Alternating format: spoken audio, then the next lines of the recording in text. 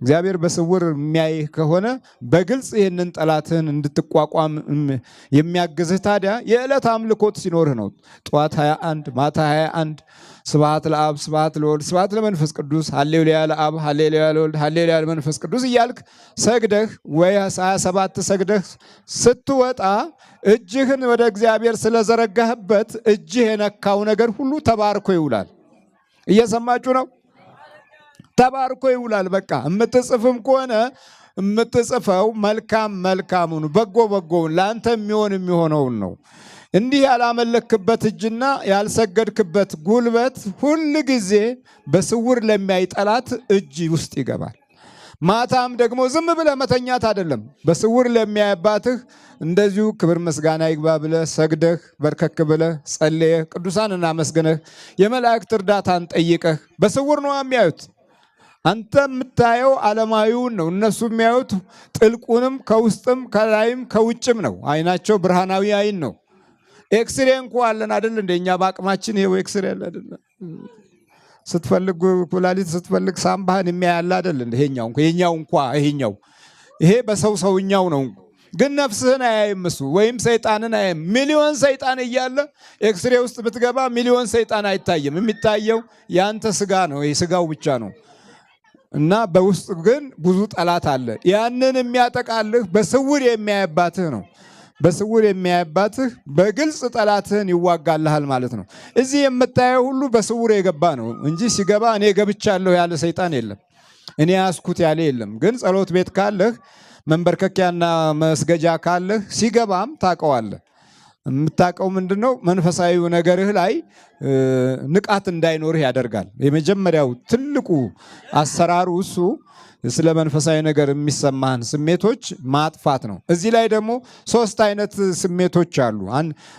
ወደዚህ ቀደም ብለህ ዝም ብለህ ቤተክርስቲያን ትመላለስ እንደሆነ ተመላልሶ ይለምዳል እሱ። ይሄ እንዲህ አይነት ለማዳ ሰይጣኖች አሉ። ለማዳ አንበሶች እንዳሉ ሁሉ ለማዳ ሰይጣኖች አሉ፣ ለማዳ አጋንንቶች አሉ። ይመላለሳል አብሮህ።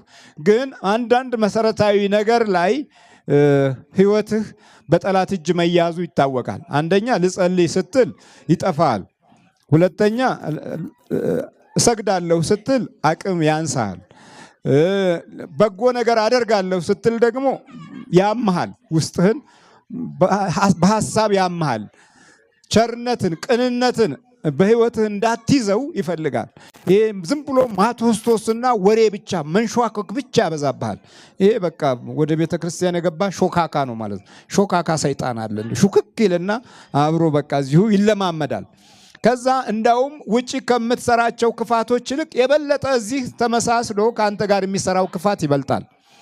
ይሄ እንዲህ አይነቱ ሞላጫ ሰይጣን ነው እና ይመሳሰላል ማለት ነው። ለዛ መመሳሰል ዋናው ትልቁ ነገር አለማምለክና ቅንነት አለመኖር ነው።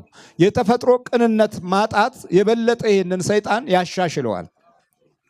ይሄኛው አይነት ሰይጣኖች ቶሎ አይወጡም፣ ቶሎ አይያዙም።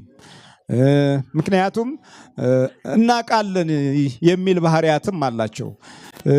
እውቀት አለን፣ በደንብ ወንጌል ተምረናል ወይም ደግሞ ማስተማር እንችላለን የሚልም ባህሪ አለው።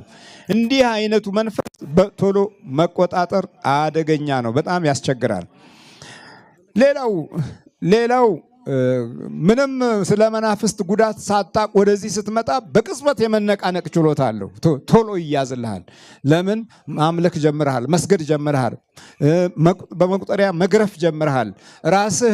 ራስህን ለእግዚአብሔር አሳልፎ የመስጠት ኃይልና መንፈሳዊ ልምምድ እያደረክ ነው። እንዲህ ከሆነ ደግሞ ቶሎ ይያዛል። ቶሎ ለመያዙ ዋናው ምክንያት በእምነታዊ ኃይል በኩል እግዚአብሔርን እየፈራህ እየመጣህ ነው ያለው። ይህን ለመቆጣጠር ብዙ አያስቸግርም።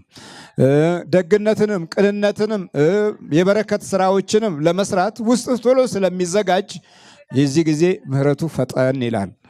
የእግዚአብሔር ቸርነትም እግረ መንገዱን እየተገለጠ መንፈሳዊ ጥበቃውን ካንተ ጋር ያደርጋል።